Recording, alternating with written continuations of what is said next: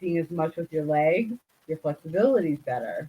Just because the muscles get tight, right? When you're trying to build muscle in your legs and you're working them twice a week, um, it's a lot. Like they have a couple days to recover, and then you hit them again, and then you need a couple days to recover.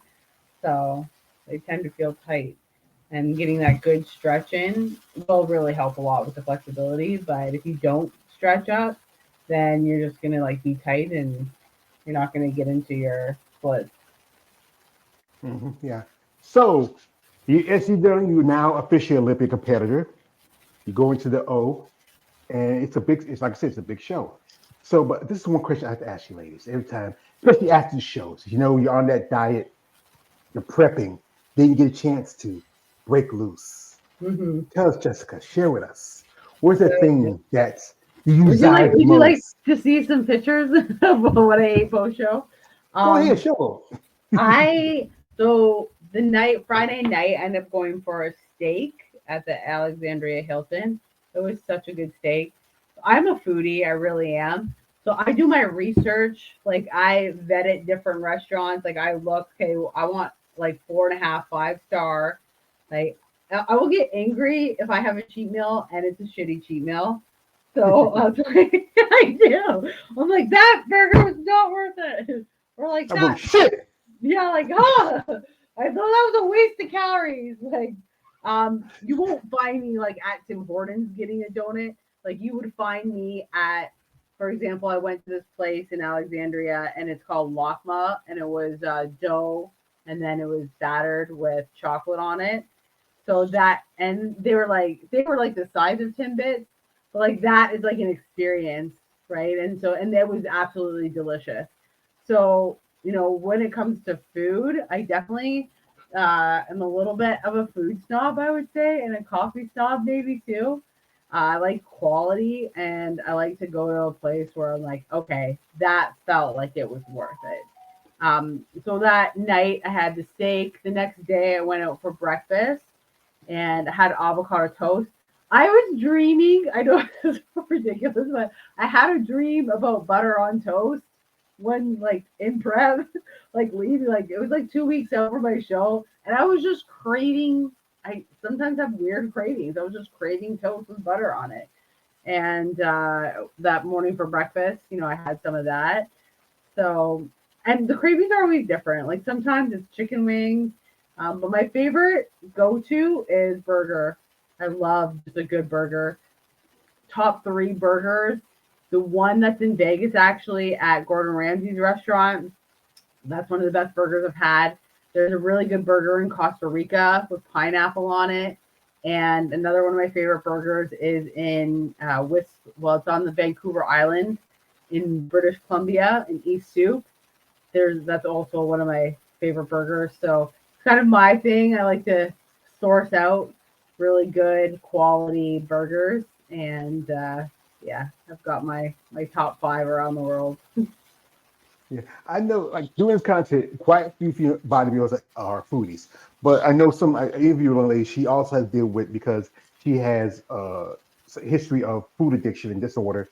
But that's the thing is that food is an important part to a growth of any bodybuilder, be it Yeah, being fitness, being figure, being whatever division, and it's those right foods that help you. I mean, not you can't always eat the things that you love to eat, like a nice burger.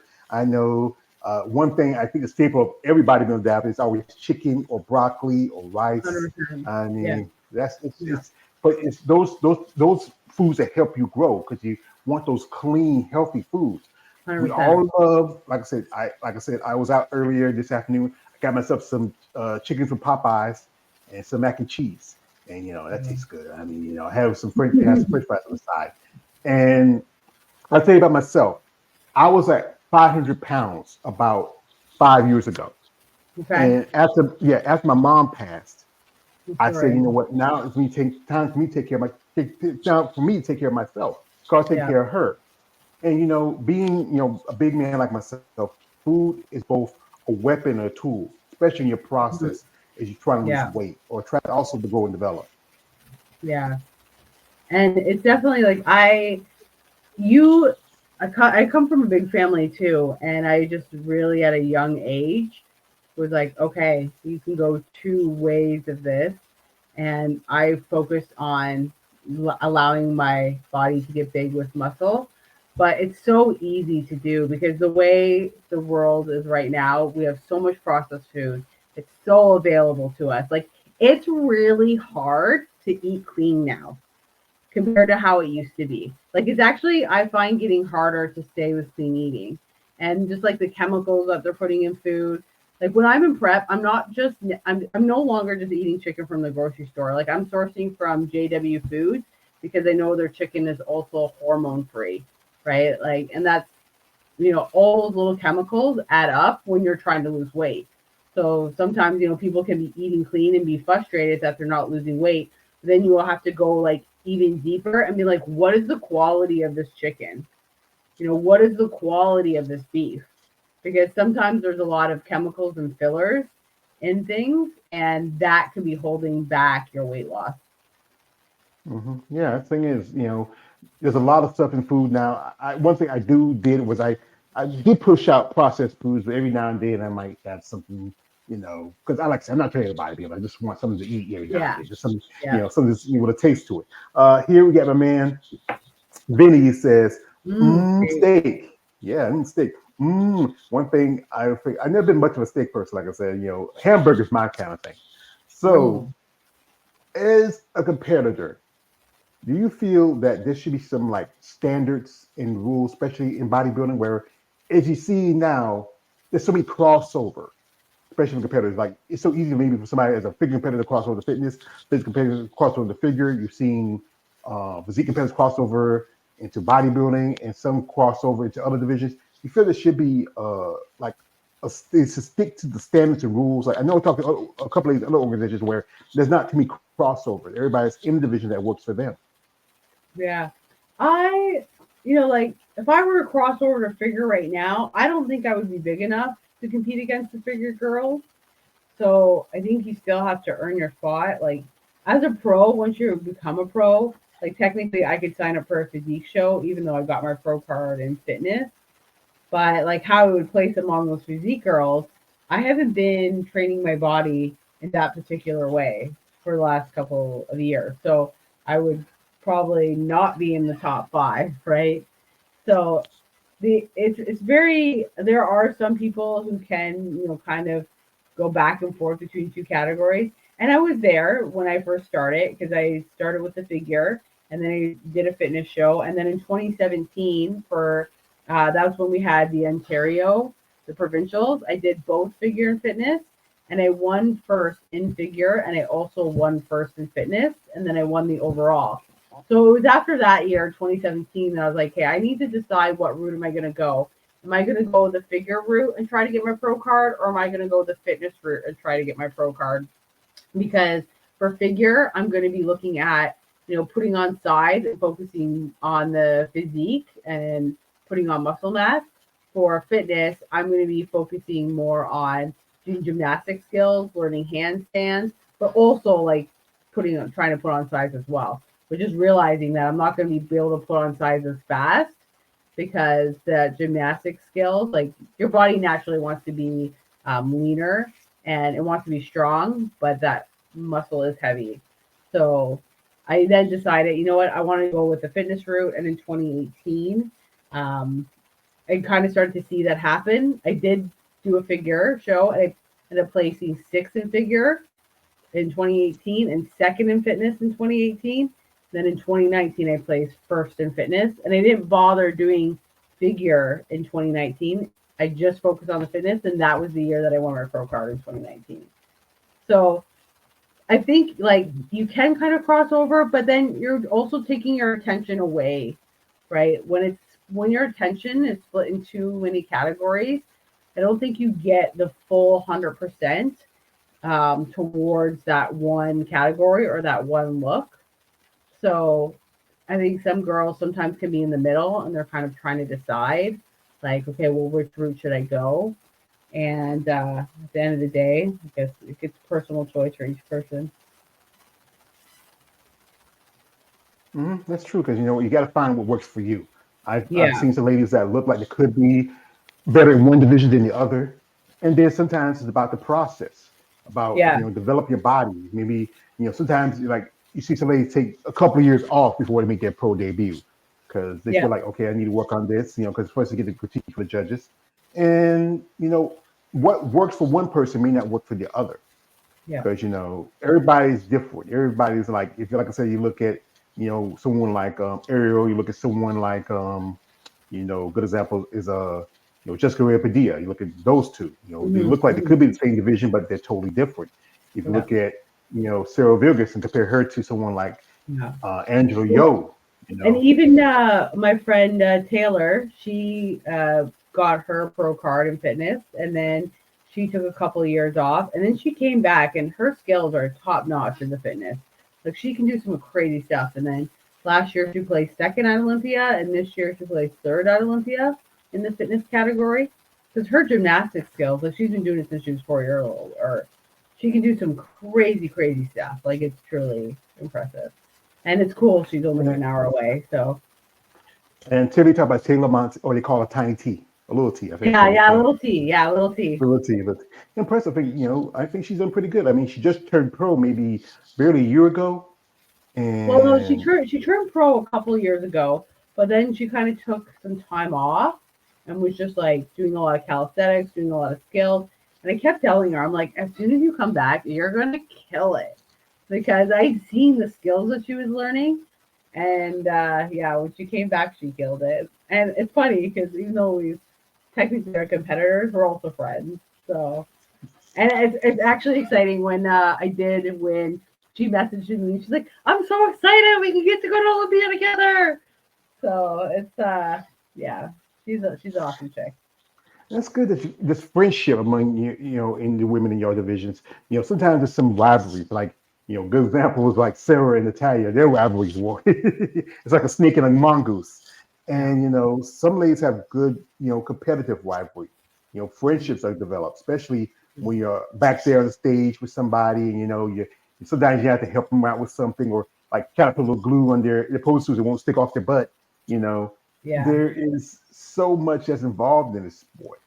And Well, over and the time, people that do it also get it. Like you can talk to them. It's almost like a little mini world in itself. And I think with the fitness girls, like sometimes like I've gotten together with some of the fitness girls and we just had some fun doing some fitness stuff. I think it happens more in fitness than it does in the other categories because the other categories people are mostly just going to the gym and doing their own thing. It's more individual. Whereas, like gymnastics and calisthenics, there's always like big groups typically that meet up, once a month, and you can go to these calisthenic meets. So you kind of start to see, people and run into people, and then become friends through that way too. yeah, it's good bonding. And as a competitor, what do you feel that would you necessarily need to get to that top level? So I feel working on more of my gymnastic skills. I have a dance background, but I didn't have a gymnastic background. So I definitely want to add some of those in. And again, just having more density, a little more size all around. I like my shape, but adding more to it, and it's really the fine details, right? Like be more flexible. Like I can do the splits, but what if I can do over splits or like get into contortion? So, or looking to be able to do something that no one else can do, inventing a move because you see that happen as well, and then all of a sudden people are like, "Oh my gosh, I want to try that." So those are some of the things that come to my mind. Hmm. Yeah, we have here my man KL the Wanderer. Shout out to KL. He also does content on women's bodybuilding. Shout out to my brother. He says, "Hey, what's up? Happy Thanksgiving. Don't eat too much turkey or whatever." Yeah, yeah. And also, this is for a man, David Bryant from Female Bodybuilding Forum, also another content creator on women in bodybuilding. It says she's is lovely. I tuned in late. Has she ever suffered any injuries on stage? So, like remember we had with Missy and Yeah, with some other yeah. competitors. Have you ever had injuries when you were competing on the So stage? I haven't had any injuries on stage, but I have had an injury training where I had broken my fifth metatarsal in my foot while I was training some gymnastic stuff, and then I've also leading up to the show in July.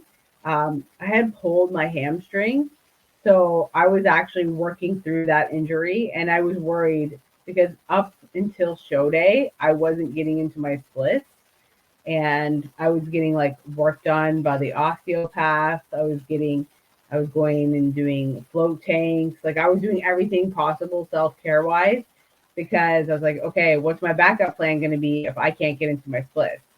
Um, I was thankful that it was so hot in July, in Vancouver because that and the therapy that I did do leading up all that week to the show did allow me to get into my splits at Vancouver Pro. I ended up getting fourth at Vancouver Pro, but yeah, at that performance, I had that wasn't my favorite performance. I liked it; it was good and it was improved, but I definitely was like, okay, I love this routine, but I know now where I need to make some changes. And then that's what I did and came back and brought those changes to this last competition. And I really worked on that hamstring just to make sure that I was fully healthy. So this time when I hit the stage, like I didn't have that problem or that worry because sometimes you hold back, right? When you're suffering an injury, you don't go as big or and you start to see other girls who you've seen compete before, and when you see their performance, you're like, oh, I think they're holding like when someone's holding back. So that's more pray to God that I don't ever have an injury on stage, and that I just keep staying warm and do a preventative stretches and warm ups. But yeah, I think I will stay strong and keep my warm ups nice and strong so that doesn't happen. Yeah, that's the thing is that injuries occur, especially in your training. People forget that sometimes that happens. And then the recovery, that's the most important part about it. Yeah, But like I yeah, said, you are a natural athlete and steroids is one factor to recovery. And since you don't take those, it's a lot harder for you compared to some others. Here, we got here from a man, shout out to my man Kia. It says, I seen the Ben Weeder show, but unfortunately I missed the women's natural, only happened to see the men. All right. Also, this is from my man David from Female Body Forum says, what does she think about Taylor Lamont? She is so dynamic. Well, that's a friend of hers, David. Oh They're yeah, very Little good T. friends. I love Yeah, Little T. She's awesome, and it's yeah. so funny because I remember when she had like 1,000 followers, and I told her I'm like you're gonna blow up, like you're phenomenal, and now she has like 2 million followers. So and she's definitely one of my friend, but also inspiration, and she's helped me on routines. Like I've worked with her on routines and on skills. She's helped me out with that kind of stuff, and we've hung out and we've done handstands together. So yeah, I would definitely say Taylor's got. I don't the stuff that she can do is just. I haven't seen anyone else do what she can do. Well, like I said, I think she has a great future, and just like yourself, um, you got to think about it. You might get to um, both beat Olympia. It's still opportunities. And I think the season's about to wear off. The list won't come out till December. What show's going to be starting up? She might. I know she got her last qualification at a show in Anaheim, the Grand Prix. No, was that her? Yeah, it was her. Yeah, well, Because she's already qualified because top three get to go yeah, back. oh yeah, oh So yeah, she yeah. may Top. or may not do a show, but yeah, she already is qualified.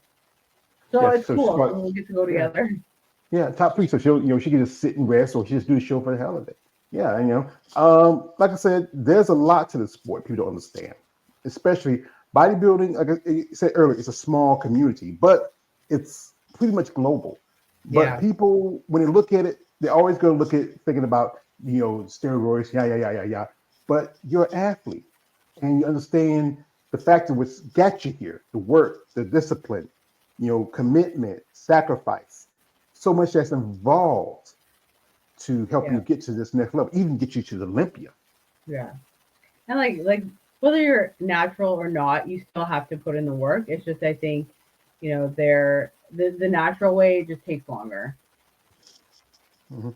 Yeah, I know. I was talking with Samantha. She told me that when she did Pittsburgh this year, she told her she'd be bigger. But the thing is, it's hard to get that size, especially if it's a competitor, as a natural competitor.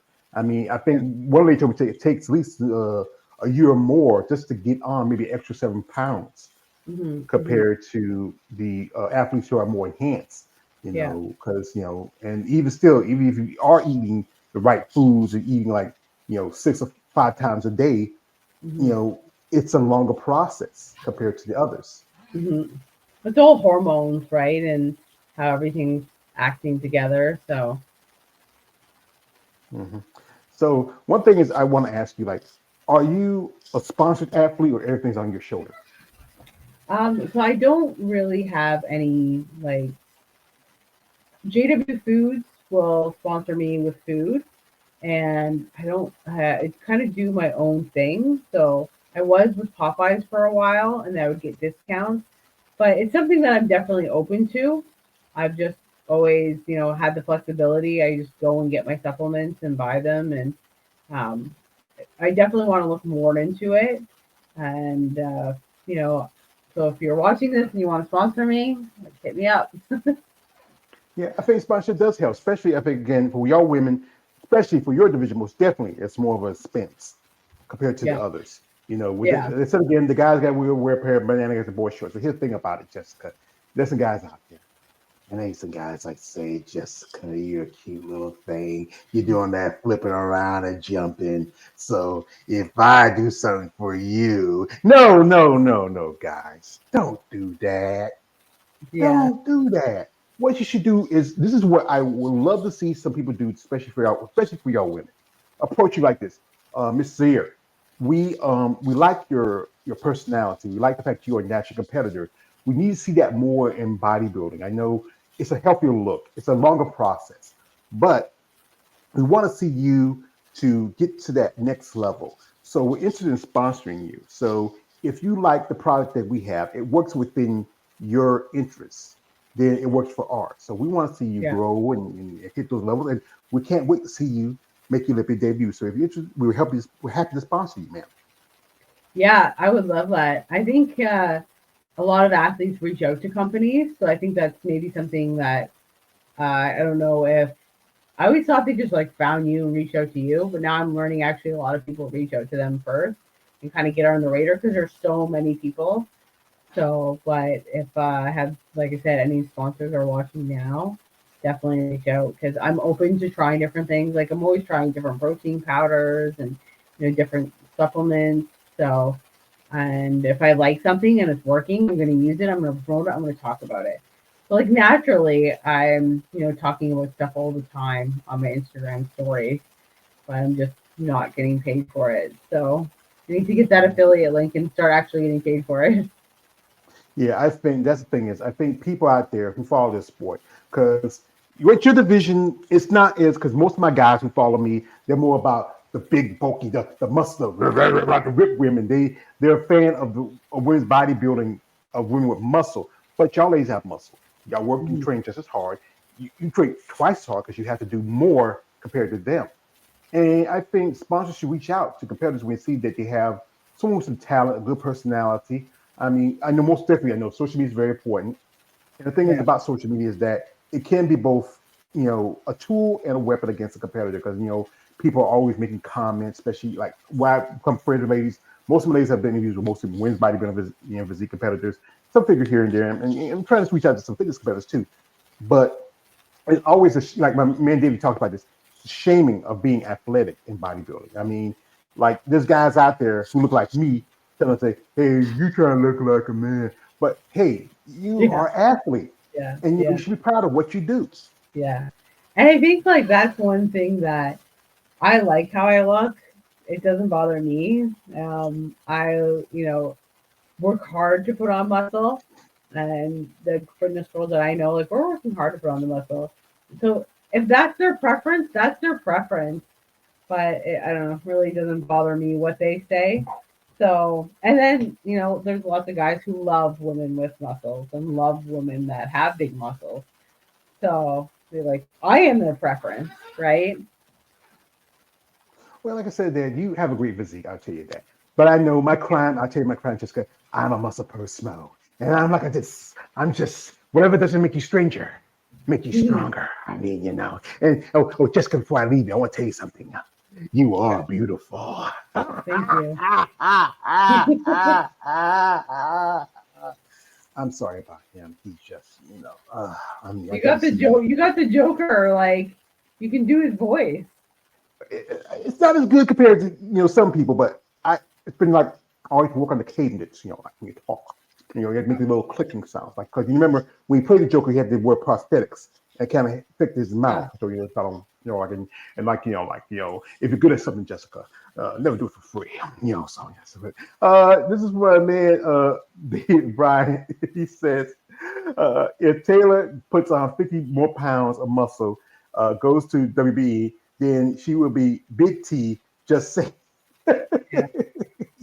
I And think though, also, like 50 pounds of muscle on her, she would lose a lot of her skills, yeah, yeah. The thing right? is, she don't need it. That's the trade off, right? Like that's the thing. Like she can do all these amazing things, and if she were to pack on 50 pounds of muscle, like a lot of her flexibility and ability to do these like crazy tricks. So I know she loves doing what she does. So Yeah. that's like you got to find that balance. Mm-hmm. Or there's one bodybuilder who's very she has genetic background. She's even a routine. That's Ashley Jones. Tomorrow's Ashley's birthday. Happy pre-birthday to Ashley. There's quite a few bodybuilders who had one point had genetic backgrounds, but then because it said again, put on the muscle, you're not as flexible. You can't move as well. Yeah. Here, this is from my man. He's a hater. He's saying this is my man. He's saying it says killing the moment with the Joker. Don't be a hater. Be congratulator. So he's a hater. And also he says, he says this. He says she's athletic. Yeah, yeah.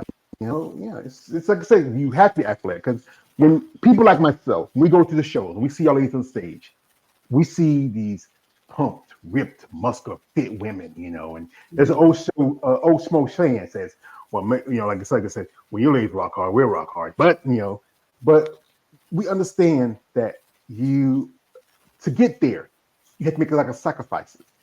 Yeah. Time, money. Yeah. You're on there, you're tired, you're dehydrated, so much involved in this. Would you, if somebody could approach you, say, you know what, Jessica, I want to be a bodybuilder, I want to compete. What advice would you give them? So first, I would comparing their frame, right? Some people have the frame for figure, some people have for bikini. So first, it's like, okay, what kind of frame do they have, and what do they naturally have?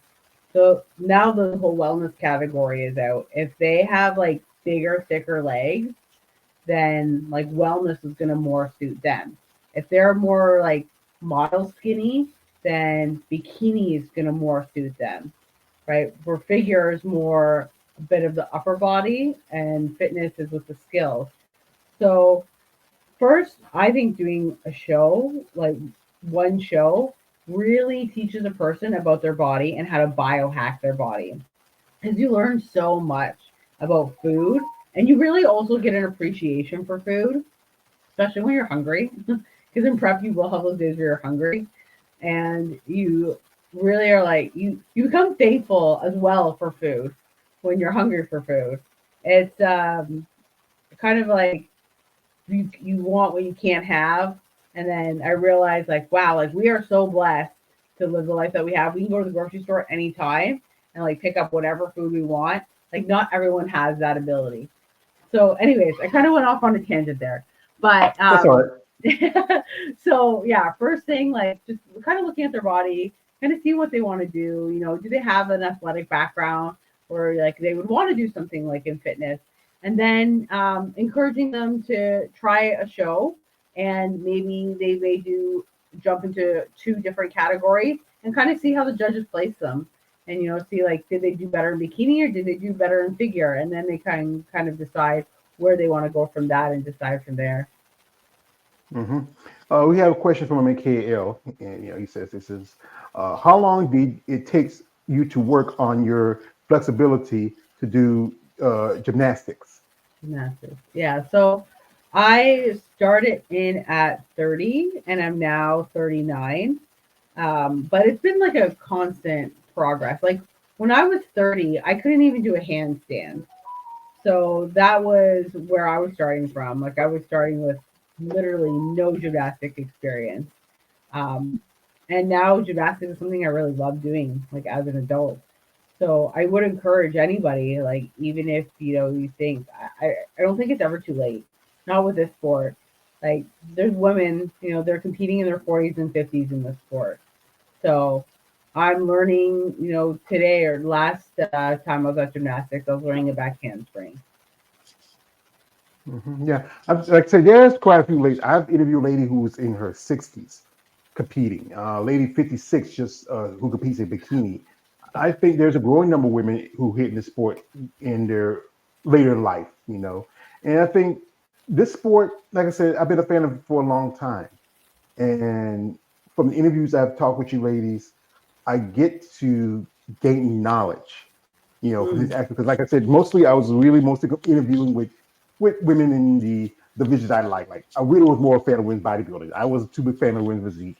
I call it watered down women's bodybuilding, but good number of my interviews were all women with physique.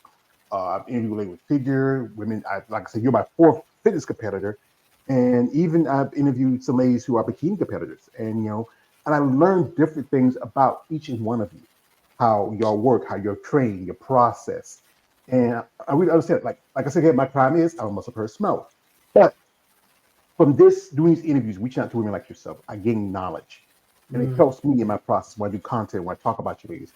I do a podcast on Monday. We just did one. We talk about body dysmorphia. That's a big thing that affects bodybuilding. We talk Mhm, about mhm, mhm. judging and stuff like that. We talk about things that And that's really. important because after your first show, when you've never seen yourself shredded before, like I was athletic, but I'd never seen myself shredded before. After that first show, my brain had to comprehend that I can't stay in that shredded state all the time. You have to have an on season and an off season, right? Like back when we were hunter and gatherers, the body went through this process, right? Because they would go periods where they weren't eating, and then they would have a big hunt and have lots of food, and then they would be eating. So your body can go through these stages where you have a stage where you're leaner and a stage when you're thicker. But I think both of them are really important. And yeah, I would definitely say the body dysmorphia after doing a first show, you have to learn like, okay, you have to have balance. You can't look like this all the time because then Mhm. otherwise that's where it gets in your head and you can get obsessed with looking a certain way and then it becomes detrimental, right? Mhm. Life is about balance. So that's definitely one thing if someone's getting into a bodybuilding show. I had a